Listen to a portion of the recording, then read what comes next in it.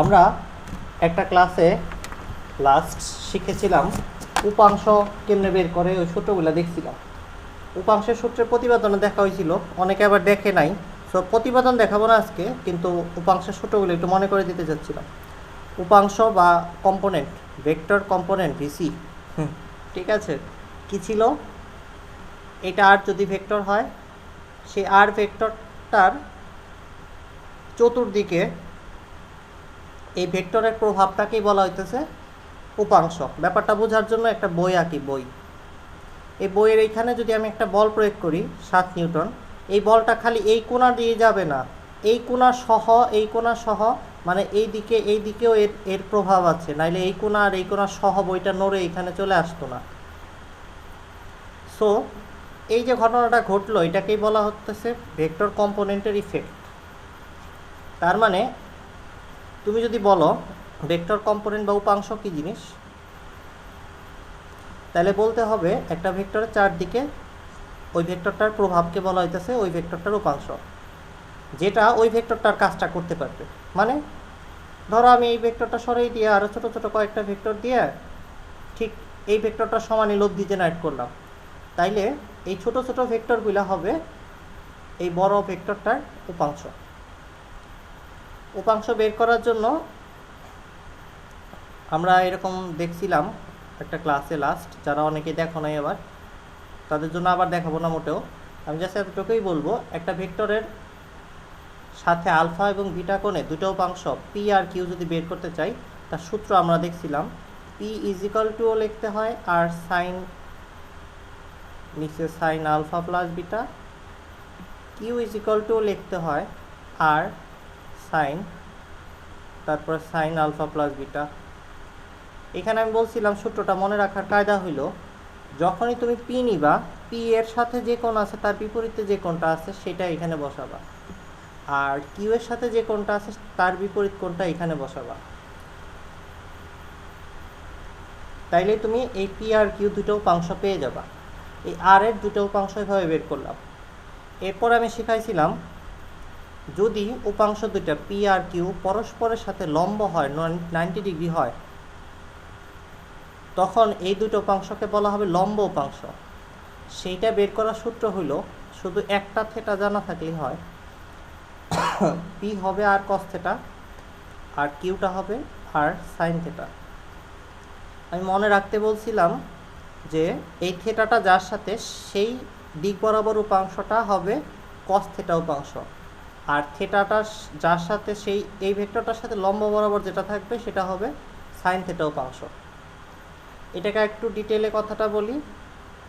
আরেকটা কথা বলছিলাম, এখানে একটা গুরুত্বপূর্ণ কথা আসে, সেটা হলো একটা ভেক্টরে কয়টা উপাংশ হইতে পারে। অ্যান্সার হলো একটা ভেক্টরে অসংখ্য উপাংশ হইতে পারে, কিন্তু 2D প্লেনে দ্বিমাত্রিক ক্ষেত্রে একটা ভেক্টরে কয়টা উপাংশ হবে? অ্যান্সার হলো দুইটাই হবে, এই যে দুইটা, একটা আর কস থেটা, একটা আর সাইন থেটা। লম্ব উপাংশ কখনো বেশি হয় না, উপাংশ অসংখ্য হইতে পারে, কিন্তু লম্ব উপাংশ 2D প্লেনে দুইটাই হবে, এর বেশি হবে না। এই কথাটা লিখে রাখো, এই দুইটা হলো লম্ব উপাংশ, আর এটা হলো আলফা বিটা কোণে থাকা যে কোনো উপাংশ বলতে পারো, যে কোনো দুইটা, এনি টু, যে কোনো দুইটা উপাংশ। আচ্ছা, এরপরে এই যে লাস্টে এটা হলো বেশি লাগে, লম্ব উপাংশের সূত্রটা আমরা বেশি ইউজ করি পরীক্ষায়, মোস্ট অফ দি টাইম আসে। এটাকে ইউজ করার টেকনিকটা একটু বলে দিই। ধরো একটা ভেক্টর এই দিকে আছে আর,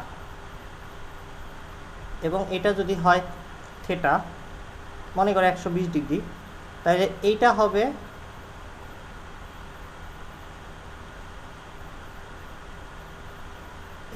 আর কস থেটা বা কস 20 ডিগ্রি, আর তার সাথে লম্ব বরাবর 90 ডিগ্রি বরাবর এটা হবে আর সাইন থেটা 120 ডিগ্রি।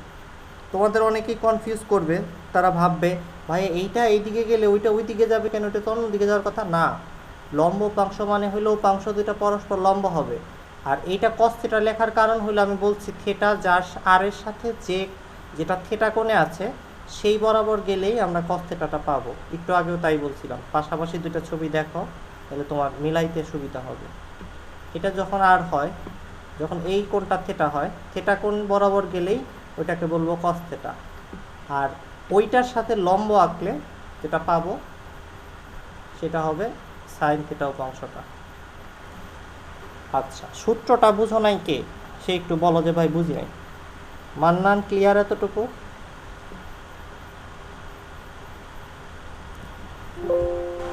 হ্যালো বকুল, শুনতে পাচ্ছ তোমরা না শুনতেই পাচ্ছ না কিছু? জি ভাইয়া, শুনতেছি। সামিহা আবার আসবে কখন? আমি তো ভাবছি পলাইছে। পলাতো না, আমার নেটের সমস্যা করছিল, পরে অফ হয়ে গেছিল একা একাই। ও আচ্ছা, ঠিক আছে। এখন খুবই গুরুত্বপূর্ণ প্রবলেম, এক্সামে অনেক বেশি আসে, এটাকে বলা হয় বোর্ড ট্রিবার প্রবলেম।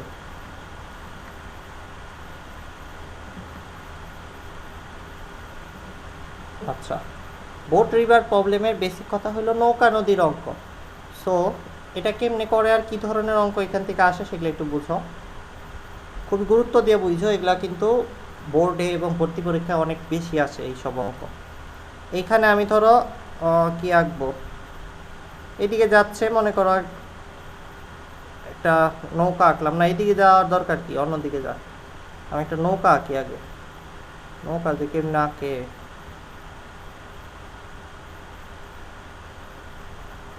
পালতোলা নৌকা কেমনে জানি আঁকে। আচ্ছা থাক, নৌকার বেজ্জতি করে লাভ নেই আর। এইটাই থাকুক, এই নৌকা যাচ্ছে আর কি। নৌকাটা মাঝি চালাচ্ছে হলো এই দিক বরাবর, আর নদীতে স্রোত আছে। নৌকাটা এত বড় হইলে ঝামেলা হবে, নৌকাটারে ছোট করে দিই। এটাই নৌকা, আর নদীর স্রোত আছে এই দিক বরাবর। নদীর স্রোতটাকে আমরা বললো ভি কারেন্ট, ভিসি। আর নৌকা তো ওইটা ভি ভি বলবো, ভি বোট। আচ্ছা, স্রোতের সাথে নৌকাটা চালানো হচ্ছে আলফা কোণে ধরো। তাইলে আমাকে কে বলবা, বকুল বলো তো, এই যে বোটের ভ্যালোসিটিটা ভিবি, এইটার এই দিক বরাবর যদি একটা উপাংশ নিতে চাই আমি, সেই উপাংশটার মান কত হবে? আর cos থিটা, কি কস থিটা? আর কই, এটা তো VB. B B B cos theta. VB cos, cos theta নাকি আলফা? এখানে আলফা আছে, আলফা। আলফা। আচ্ছা, এটা যদি হয়ে যায় তাহলে আমাকে বলো তো, তাহলে এইটার সাথে লম্ব বরাবর কি থাকবে একটা উপাংশ, সেটা কি? VB sine alpha. Sine alpha. Good, Supto, বুঝতে পারছো কথাটা? এখন যেহেতু এটাকে উপাংশে ভাগ করে ফেলছি, এটা আর নাই, এটাকে আমরা কি করব, এখন মুছে দেব, দরকার নাই এটা, এটা তো আর নাই। এখন আছে এরা সবাই। তার মানে এই দিক বরাবর স্রোতের দিকে দুইটা বেগ কাজ করতেছে, একটা ভিসি আর ভিবি। তো আমি এটাকেও সুন্দর করে লিখবো একসাথে করে। একসাথে করে লিখবো মানে কি, দেখো করতেছি এটা কি, আমি এটাকে এখন লিখবো এই দিক বরাবর আছে হলো শুধুই VC plus VB cos alpha. সব গ্যাঞ্জাম মুছে দিলাম জিনিসটাকে বুঝতে সুবিধা হওয়ার জন্য। সবাই আমার সাথে অ্যাগ্রি করো? তোমরা আসো, যতটুকু আমি লিখছি এতটুকু বুঝছো না বুঝো নাই? ভাইয়া বুঝছি। সামিহা? কি ভাইয়া বুঝছি। ওকে, এখন আমাকে বলো, নদীটা যদি পার করতে চাই, নদীটার একটা প্রস্থ দিয়ে দিই, নদীর দৈর্ঘ্য বরাবর নদী পার করতে যায় না, তাইলে একবারে তুমি ক্রিস্টোফার কলম্বাস হয়ে যাবে, আমেরিকা আবিষ্কার করে হালাইবা, বুঝছো? আর বেশি খাওয়ার না থাকলে তো আরো খারাপ অবস্থা হয়ে যাবে। আর যদি তুমি জ্যাক স্প্যারোর মতো বা আমার মতো দুই একটা উইস্কির বোতল ভিতরে নিয়ে যায় থাকো, তাহলে তো মনে করো ব্যাপারটা সুবিধাজনক হইতেও পারে। কিন্তু বেশি খাবার দাবার না থাকলে প্রস্থ বরাবরই যায়ও, দৈর্ঘ্য বরাবর নদী পার দিতে যাও না, একদম সমুদ্রে যায় পৌঁছাবা।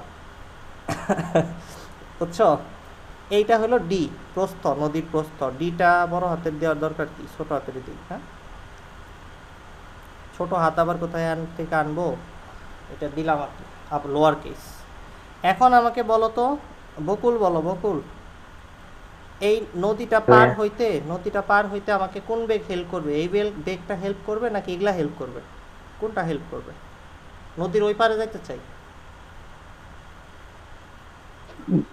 B B sine alpha. হ্যাঁ, গুড, ভেরি গুড, এই বেগটা কাজ করবে। আচ্ছা ঠিক আছে, আমি যেহেতু এখানে নদীর মধ্যে কোনো অ্যাক্সিলারেশন বা নদীর জলের যে বাধা, সান্দ্রতা বল বাতাস এইসব কাউন্ট করতেছি না যেহেতু, তাই এখানে এই বেগটা সমবেগেই থাকবে ধরে নিচ্ছি। সো সমবেগের জন্য সূত্র আমরা জানি এস ইজ ইকাল টু ভিটি, সেটা এখানে অ্যাপ্লাই করি। আমি যেদিকে যাচ্ছি সেটা দূরত্বটা হলো ডি বলছি, তাই এসের জায়গায় ডি বসাইলাম। আর তোমরাই বলছো যে বেগের এই উপাংশগুলো আমাকে হেল্প করবে না, তাহলে যেটা করবে সেই বেগটুকু আমি বসাবো, ভিবি সাইন আলফা বসাইলাম বেগের জায়গায়। আর টাইমটা এখান থেকে বের করব, টাইম টি।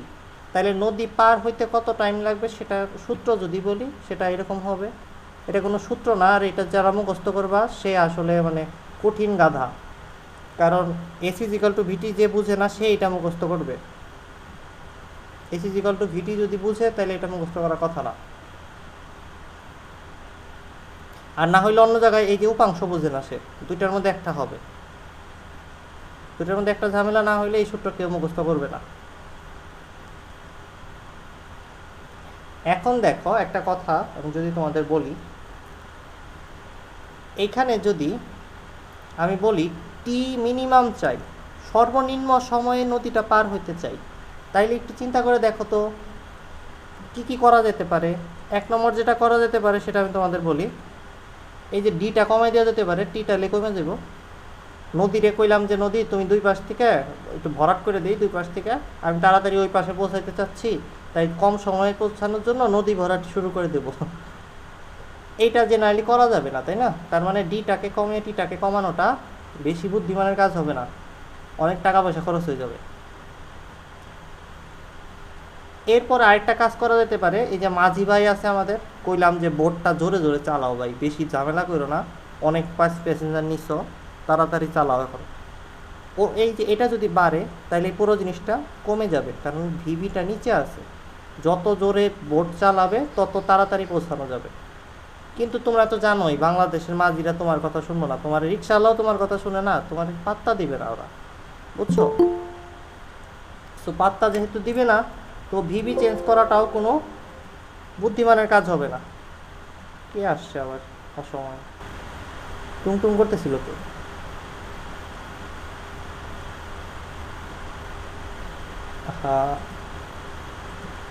চলো আমরা ফিরে আসি। তাইলে এই ডি আর ভিবি এই দুটা চেঞ্জ করা যাইতেছে না আমার হাতে না, কিন্তু আমরা একটা রিকোয়েস্ট করলে হয়তো মাঝি মানতে পারে, যে মাঝিরে বললাম যে এই দিকে চালাও বা ওই দিকে চালাও, কোন দিকে চালাও এটা বলে দিলাম, মানে আলফা কোনটা কোনটা কোন দিকে চালাবে নৌকাটা সেটা যদি আমরা বলে দিতে পারি মাঝিরে, তাইলে ঠিক যত সময়তে আমরা পৌঁছাতে চাচ্ছি, যত কম সময়, যত তাড়াতাড়ি ওই পারে যাইতে চাচ্ছি সেটা সম্ভব হবে। এখন একটু চিন্তা করে দেখো তো এই জিনিসটা কখন সবচেয়ে বেশি হবে। এই জিনিসটা যত বেশি হবে এই জিনিসটা পুরোটা ততই কমে আসবে, মানে সাইন আলফার মান যত বেশি হবে টাইমের মানটা তত কম পাবো আমি। যেহেতু আমি কম সময় পৌঁছাইতে চাইতেছি তাই সাইন আলফার সর্বোচ্চ মান বসাইতে চাই। সাইন আলফা, সাইন রেশিওতে থাকা কোনো কিছু সর্বোচ্চ মান 1 হয়, আর তখন আলফার মান কত পাবা? সাইন 1 হইলে 90 ডিগ্রি।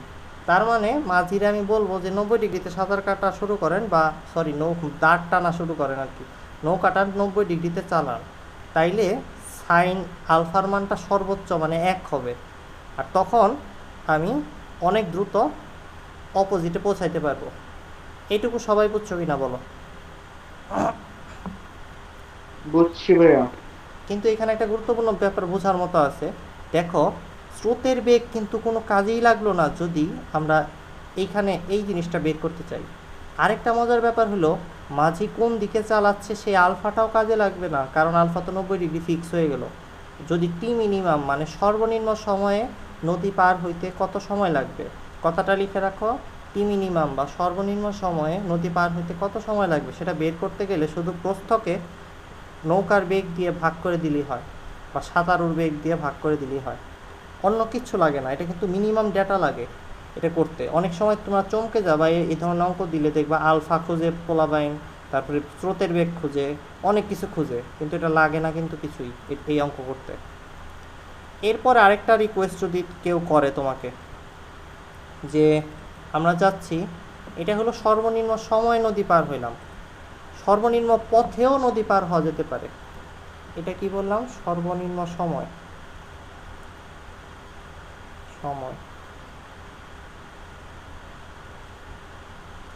এরপরে দেখো সর্বনিম্ন পথে যদি নদী পার হইতে চাই, এখানে এইদিকে যাচ্ছিলাম, ভি ভি ছিল, এটা আলফা ছিল, এটা ভিসি ছিল, এদিকে আবার ভি প্লাস আমরা ভিবি কজ আলফা দিলাম, এটা ছিল ভিবি সাইন আলফা। এখন যদি আমি বলি যে সর্বনিম্ন পথে পার হইতে চাই, তার মানেটা কি? একটা নদী সর্বনিম্ন পথে পার হইতে গেলে কি এদিক যাবা, এদিক যাবা নাকি এই দিক যাবা 90 ডিগ্রি বরাবর? সুপ্ত বলো তো কোন দিকে যাব? ডানে বামে যাব না সোজাসুজি যাব?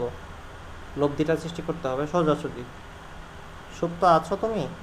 মাইশা আছো? মাইশা আছে। সুপ্ত বলো কোন দিকে যাব? একেবারে সোজা। একবারে সোজা যাইতে হবে, ওকে। তবে তুমি যদি একবারে সোজাসুজি যাওয়া শুরু করো তাহলে দেখবা তুমি কিন্তু ওই যে নদীর স্রোত আছে না, এইদিকে ধাক্কা দিয়ে তোমার ওইখানে নিয়ে পৌঁছাই দেবে। তার মানে সর্বনিম্ন পথে আর পৌঁছানো হবে না।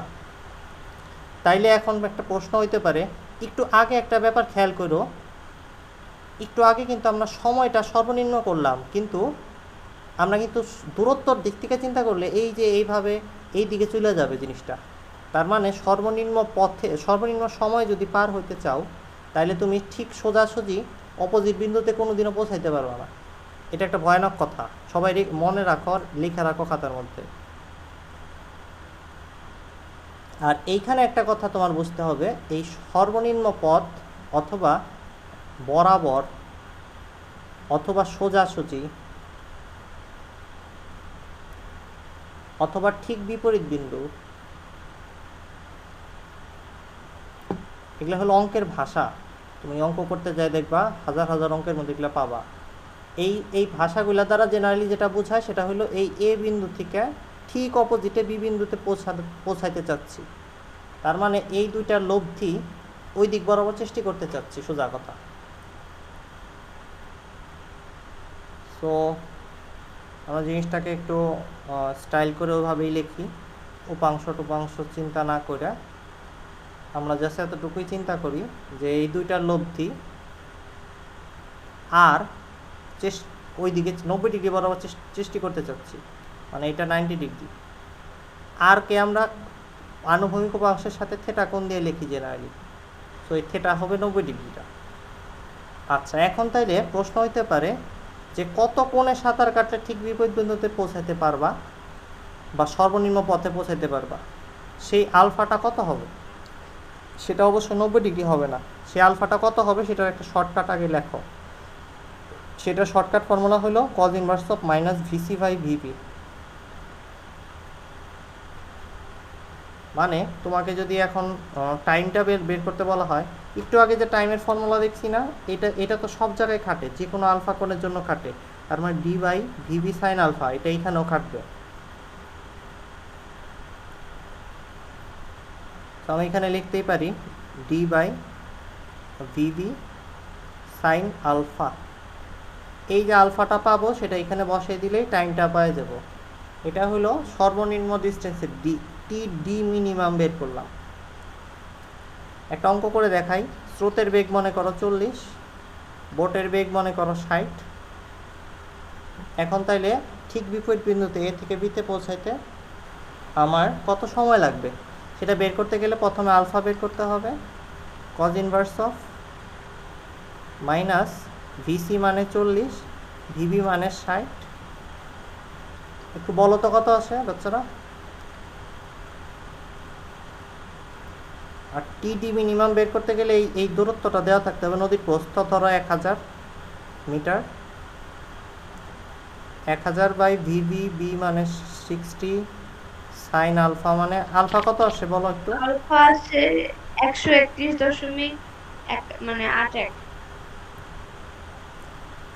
ডিগ্রি। 131.81 ডিগ্রি বসাই দাও, 2 লাইনে হয়ে গেল অঙ্কটা। এই অঙ্ক অনেক একটা ফুল ক্রিয়েটিভে আসে এই অঙ্ক। আমরা শর্টকাট ইউজ করছি দেখে 2 লাইনে হয়েছে। শর্টকাট ফর্মুলা ইউজ করা যাবে না সবসময়। কত আসে টাইমটা? 22.36। ওই বাবা, অনেক কম সময় পৌঁছে গেছে। ও আচ্ছা, নদী অনেক ছোট ছিল। দেখো, যেটা বলতেছিলাম 60 মিটার পার সেকেন্ডে মোটেও নৌকা চলবে না।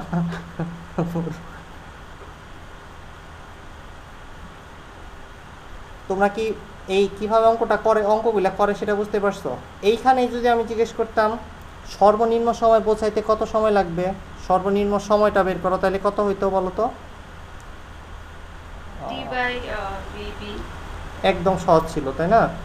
সুপ্ত বলো তো কত আসে? টি মিনিমামটা 100 ডিভাইডেড বাই 60। এত সহজ, বলো কত আসে? 16.67। 1000 লিখে 100 বলতেছেন? 1000 ডিভাইডেড বাই 100 না, ডি বাই ভিভি। ও সরি, 1000 ডিভাইডেড বাই 60 না।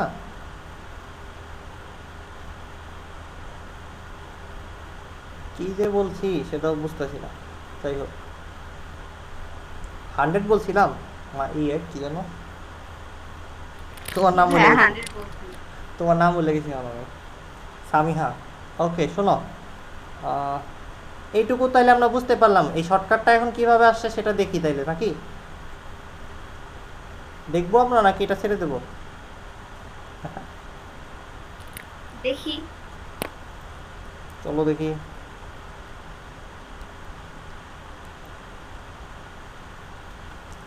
দেখো, আমরা আমাদের ছোটবেলায় সেই জিনিসটা, একটা জিনিস জানতাম, সেটা একটু মনে করে দিতে হবে তোমাদের। এটা যদি লব্ধিটা হয়, এটা যদি ভিভিটা হয়, আর এইদিকে যদি ভিসিটা হয়, তাহলে আর ওইদিকে সৃষ্টি করতে হবে, আর 90 ডিগ্রি বরাবর সৃষ্টি। এই ছবিটা ভালো হয় না, কীভাবে আঁকলে ভালো হয়? বাহ,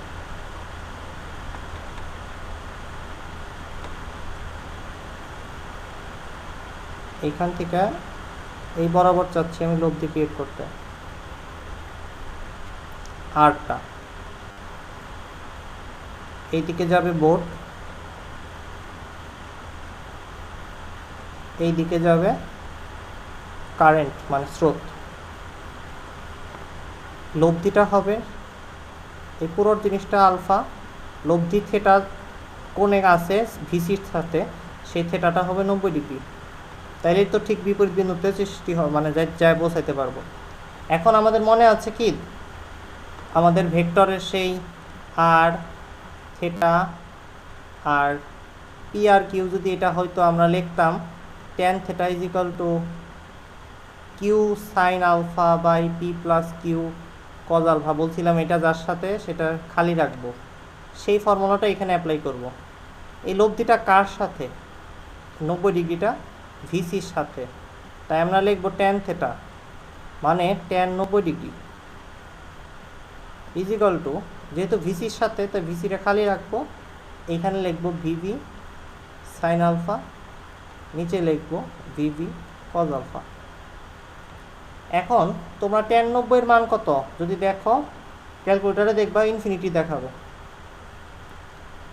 আচ্ছা, ইনফিনিটি এগুলো একটু লেখা শিখাই। দেখো, এটা হলো, সরি আমি তো আঁকতে পারলাম না, তোমাদের কি শিখাবো, কলমের ঝামেলা আর কি। যাই হোক,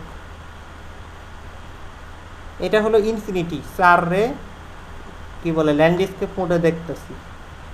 এইটা হইলো যখন সমান চিহ্ন দিয়ে এমনি করে জিনিসটাকে বানাবা দুই পাশে, সরি এটা হইলই তো না কিছু, যখন সমান চিহ্ন ব্যবহার করে তুমি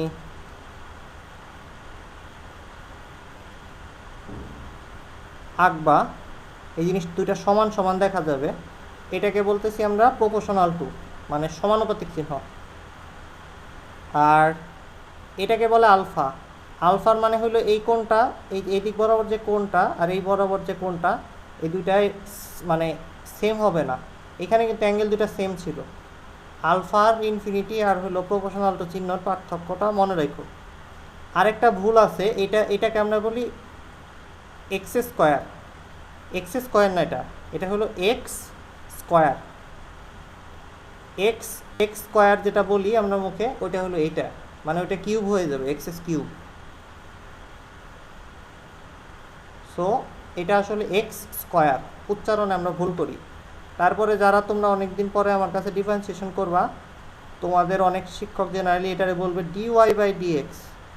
গণিত শিক্ষক এ ধরনের কথা বলবে, কিন্তু কথাটা সত্য না, কথাটা হবে ডিটি এক্স অফ ওয়াই। এইটুকু অপারেটরকে আলাদা করে বলতে হয়। আর 10 বার থাকলে DD X of double time, triple time, 10 times derivatives of Y, এরকমভাবে পড়তে হয় জিনিসটাকে। বাট এখন অনেক বেশি টিচাররা, অনেক বড় বড় বড় প্রফেসররা ডিওয়াই বাই ডিএক্স বলে, তো তো আমরা মনে করতেছি যে এই ভুলটা এখন সঠিক। আচ্ছা, ইনফিনিটি মানে সামথিং বাই জিরো। তো এখান থেকে আমরা দেখো কি লিখতে পারি। tan 90 যে জিরো, সরি ইনফিনিটি, এটা কেমনে বোঝা যায় জানো? tan আসলে কোনো কিছু ঢাল বোঝায়। 90 ডিগ্রি ঢাল মানে হলো একবার সর্বোচ্চ খারাপ আহার, এখানে উঠতে যে কষ্টটা হবে সেটা এই ইনফিনিটি দ্বারা বোঝাচ্ছে, মানে ইনফিনিটি কষ্ট হবে এইখানে উঠতে গেলে। যদিও পর্বত আরোহীরা অন্য একটা টেকনিক করে উঠে যাবে, তারপরও ঢালের দিক থেকে ওইটা ইনফিনিটি। ম্যাথমেটিক্যালি বোঝা যাচ্ছে ওইটা একবারেই খুব কষ্ট হবে। আচ্ছা, এইটা যদি আমরা লিখি তাহলে আমরা বুঝতে পারতেছি এতটুকু, যে এই নিচের অংশটাকে জিরো লেখা যাবে।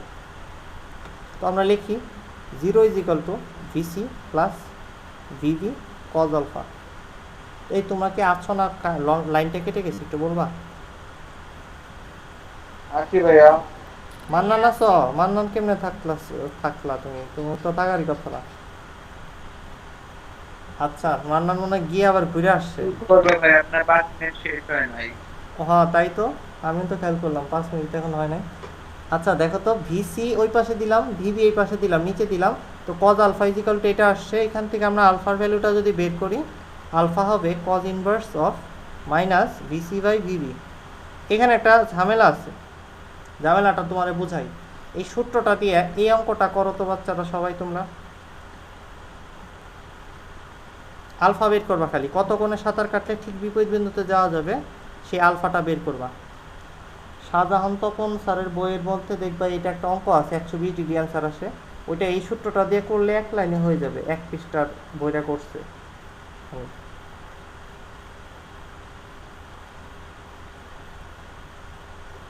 তোমরা এই অঙ্কটা একটু করার চেষ্টা করো সবাই। দেখো তো কজ ইনভার্স অফ মাইনাস, এই দুইটা বসাই দাও তো। এরর আছে। ম্যাথ এরর আসতেছে, আচ্ছা খুব ভালো একটা কথা বলছে, ম্যাথ এরর আসতেছে, এটা কারণটা কি? ইনফিনিটি হয়তো মান। ম্যাথ এররটা ঘটনাটা কি, মানেটা কি এটার বলতে পারবা? এর মান ক্যালকুলেটর দেখাইতে পারতেছে না, মানে এত বড়। সেটা তো বুঝছি, আমরা ফিজিক্স করতেছি, ফিজিক্স কি বলে এটা, এটার মানেটা কি ফিজিক্স দ্বারা বোঝাও। স্রোতের বেগ বেশি। এই তো, স্রোতের বেগ বেশি হয়ে গেছে, তার মানে তুমি যত কষ্টই করো, যেদিকেই কোণ করে নৌকা চালাও না কেন, নৌকার বেগটা কম স্রোতের থেকে, তাই তুমি যত চেষ্টাই করো না কেন, স্রোত করবে কি, তোমাকে টেনে একটু হইলেও এই মাথার থেকে ওই দিকে নিয়ে আসবে। এই দুইজনে মিলে আসলে একদম এই বরাবর যে যে সোজাসুজি যে লব্ধিটা সৃষ্টি করতে যাচ্ছি সেটা করতে দেবে না স্রোত, সেটা এখানে প্রমাণ হচ্ছে। তো এই প্রশ্নের উত্তর হবে যে কখনোই ঠিক বিপরীত বিন্দুতে পৌঁছাতে পারবে না এই কন্ডিশনে। এই যে মাঝিরে সুন্দর করে খাওয়াইতে হবে তোমার, বুঝছো? ইলিশ মাছ, পাঙ্গাস মাছ, ভালো মাছ ধরে খাওয়াবা নদীতেই, সুন্দর করে রান্নাবান্না করে, তারপর বলবা যে ভালো করে জোরে চালান এখন ভাই, না সে সোজা ঠিক বিপরীত বিন্দুতে পৌঁছানো হবে না। তোমার বাসা মনে করো এইখানে, তুমি পৌঁছে যাবে ওইখানে। বোট রিভার প্রবলেমের কম্পিটিটিভ এক্সাম্পল যদি তোমাকে দেখাইতে চাই, কম্পিটিশনে কীরকম আসে প্রশ্নগুলা। কম্পিটিশনে এরকম জিনিসপত্র হবে, এইখানে ধরো একটা চোর মাঝ নদীতে চলে আসছে, এটা দিতে চাইতেছি না, অঙ্ক দিলে খুব কষ্ট হয়ে যাবে। আচ্ছা, চোর মনে করো সামথিং এইদিকে যাচ্ছিল কিছু একটা, এইখানে মনে করো 120 ডিগ্রি কোণ করে সাঁতার কাটতেছিল চোর সাঁতার কাটতেছিল কি, আচ্ছা 60 মিটার/সেকেন্ড বেগে মাঝ নদীতে থাকা অবস্থায় এখান থেকে পুলিশ ওকে দেখছে,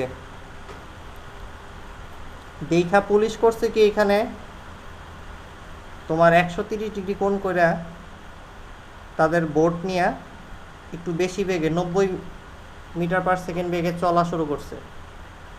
এরপর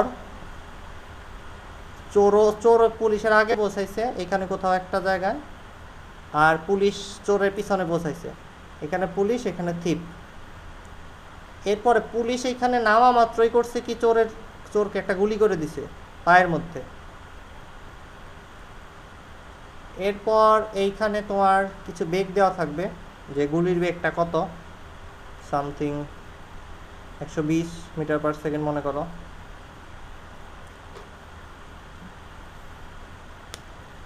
এখন তোমাকে কি কি প্রশ্ন হইতে পারে এখানে তোমার প্রশ্ন হইতে পারে যে কতক্ষণ পরে গুলিটা চোরের পায়ে লাগবে।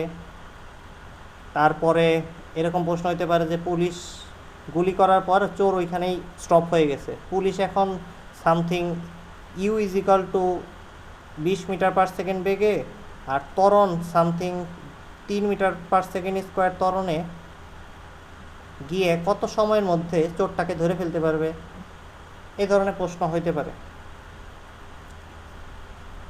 এগুলো হলো কম্পিটিশনে আসে, এগুলো আইআইটি, তারপরে তোমরা বুয়েটে অথবা সাস্টে এই ধরনের প্রশ্ন তোমরা পাবা। এখন বোর্ডে এগুলা কমই আসবে, তারপরে আসতেই পারে। আবার এইখানে এইগুলাও দেওয়া থাকবে, এখানে ডেটা কম রাখছি, এই যে 1000 নাকি কি জানি 100 কি জানি বলতেছিলাম আমি, মানে 1000 মিটার। এটা হলো নদীর প্রস্থ, তার অর্ধেকে ছিল এখানে, মানে বুঝতেই পারতেছে এটুকু হবে 500। অনেক কিছু এটা দিয়ে করতে পারবা তোমরা। তোমাদের কলেজে সিটি পরীক্ষায় যে সমস্ত প্রশ্ন আসবে সেগুলো একটু বলে দেই। এগুলা হলো এই যে নটরডামে আসে, এগুলা দেখো কি যেন এরকম একটা দিয়ে দেবে, তোমারে বলবে যে এটা হলো নৌকার বেগ, বোটের ভেলোসিটিটা। তোমরা কথা বললো, আমি বুঝতে পারি না তোমরা আছো কি না, কিছু বুঝো না নাকি, কথা বলো না। জি ভাইয়া। মানে পড়াইতে লজ্জিত আমি। আচ্ছা 2 ডাইমেনশনালে আছে, 3D দেওয়ার দরকার কি? এই যে এরকম একটা দিয়ে দেবে, তারপরে বলবে এদিকে স্রোতটা ওইভাবে দেবে, তোমারে বলবে যে এটা হলো ভিসি হলো সামথিং মনে করো 9i hat plus 5j hat, এরকম দিয়ে দিবে। তারপরে বলবে যে তোমার নদী পার হইতে সর্বনিম্ন কত সময় পার হইতে পারবে, এইসব প্রশ্ন দেবে। এটা ওই যে আবার 1000 মিটার দিলাম, এগুলো পারবা না তোমরা? এইটা ফার্স্ট ইয়ারের কেউই পারবা না, সেকেন্ড ইয়ারে যারা আছে সবাই পারবা। এই দুটোর মধ্যবর্তী কোণ হলো আলফা, যেটা বের করে ফেলতে পারবা ডট মাল্টিপ্লিকেশন টেকনিকে। কিন্তু আমাদের ফার্স্ট ইয়ারে যারা আছো একদম শুরু থেকে পড়তেছো যারা, তারা পারবা না, কারণ আমি ডট গুণন ক্রস গুণন শুরু করে মানে পুরোটা দেখাই নাই এখানে। যাই হোক আমরা দেখবো। এমনিও তো যে বিবি আর বিসি আলাদা করে মান বের করলেও তো হয়ে যাবে রুট ওভার দিয়ে, অ্যাঙ্গেলটা বের করতে পারবা? মানে ওই ইয়া দিয়ে তারপরে ওটার মান ইয়া অ্যাঙ্গেল দিয়ে বের করব আলফা ইকুয়াল টু। ও হ্যাঁ, যতটুকু শিখাইছিলাম ওইটুকু দিয়ে হবে, ঠিক বলছো তো, একদমই ঠিক বলছো। আমি যতটুকু শিখাইছি ওইটুকুর মধ্যে VC dot VB is equal to V A B cos theta এতটুকু বলছিলাম। তো এটার মানও বের করা শিখাইছি, এটা মানও বের করা শিখাইছি, এখান থেকে কজ আলফা বের করে ফেলতে পারবে। রাইট, তুমি একদম ঠিক বলছো। আর হচ্ছে বিবির যদি আলাদাভাবে মান বের করে যে √2² প্লাস 3² না না না, পারবে না, পারবে না, ঠিক বলো নাই, পারবে না। ডট গুণনের আরেকটা টেকনিক যেটা রয়েছে সেটা যদি না শেখানো হয় তাহলে পারবে না। এটা দিয়ে দেখো তুমি চিন্তা করে। না বলতেছি এটা এভাবে করা যাবে কিনা, মানে আমরা তো পারবো, মানে এভাবে করা যাবে কিনা সেটা জিজ্ঞেস করছি। না, ওরা পারবে না, তোমরা পারবা, কিন্তু ওরা পারতেছে না, ওদের অপশন নাই, এই আলফা বের করার কোনো অপশন পাবে না ওরা। আই থিঙ্ক বুঝতে পারছো কথাটা, এখানে আটকে যাচ্ছে ওরা। মানে জিজ্ঞেস করতেছিলাম করা যাবে। ওইটাই, হ্যাঁ হ্যাঁ। ওরা এখানে আটকে যাবে, এটা পাবে না এই আলফাটা। চেষ্টা ভালোই ছিল কিন্তু হয় নাই, সফল হয় না। আচ্ছা যাই হোক, আমরা না, তাহলে আমি কি, বলি, হ্যাঁ আমি বলো, একটু কথা বলি ভাইয়া। হ্যাঁ বলো বলো। মানে বিবির মান যদি আলাদা, বিবির মান যদি আলাদা হয়ে বের করি, বিসির মান যদি আলাদা হয়ে বের করি, যদি alpha equal to cos inverse 1 মানে cos ইনভার্স দিয়ে মাইনাস বিসি বাই বিবি বের করে ওখানে আলফা বের হয়ে যাবে। ওইখান থেকে আলফা, এই সাবধান, এটা কিন্তু ভয়ানক একটা কথা বললা এইখানে। আমি এটাই জিজ্ঞেস করতেছি এভাবে করা যায় কিনা। না না না না না, করা যাবে না। এই আলফার মানে হইল কত কোণে সাঁতার কাটলে ঠিক বিপরীত বিন্দুতে এইভাবে পৌঁছাইতে পারবে, সেই অ্যান্সারটা এই আলফা দ্বারা বের হয়। সাবধান, এটা প্রশ্নটা করে ভালো হয়েছে, সব অন্য কারো কনফিউশন হইতে পারতো।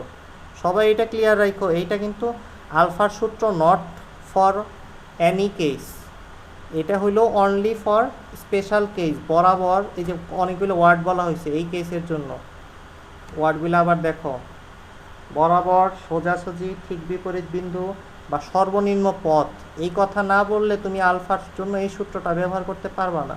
ফিজিক্স কিন্তু কেস ওয়াইজ চেঞ্জ হয়ে যায়। এটাই জিজ্ঞেস করতেছিলাম। হ্যাঁ, জিজ্ঞেস করার জন্য অনেক থ্যাংক ইউ, এটা সবারই দরকার ছিল বোঝাটা।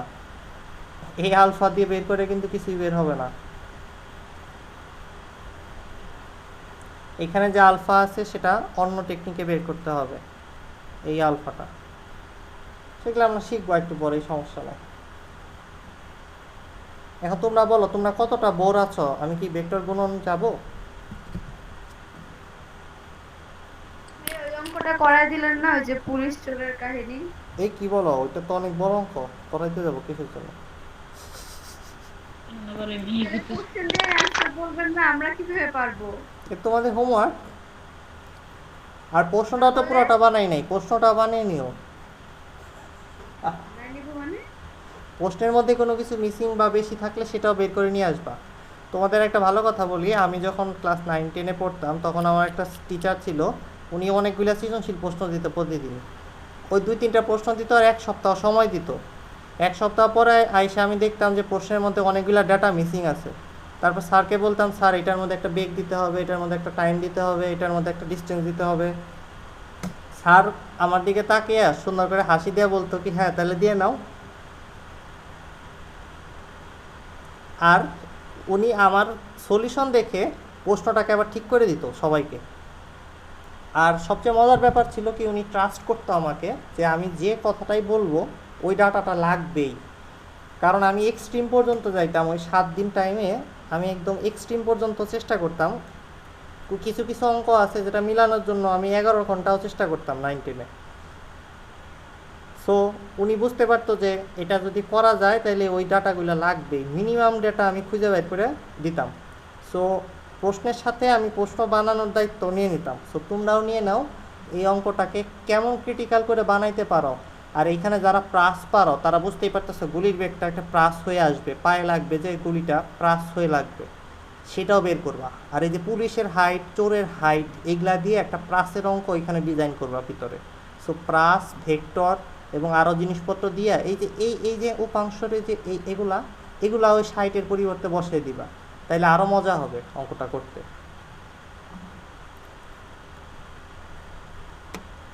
তারপরে যে এখানে স্রোতের বেগ দেখা যাচ্ছে মিসিং আছে, লাগতেও পারে, দেখো সব কিছু। তো তোমরা আগে ট্রাই করো, আর সবাই একটা করে কঠিন অঙ্ক বানিয়ে নিয়ে আসবা এখান থেকে, এটা তোমাদের হোমওয়ার্ক। আচ্ছা তাহলে কি ছুটি দিয়ে দেবো, করবা না আর? ভাই এই পর্যন্তই থাক। ওকে ওকে। ভাই একটু কি ক্লাস টাইম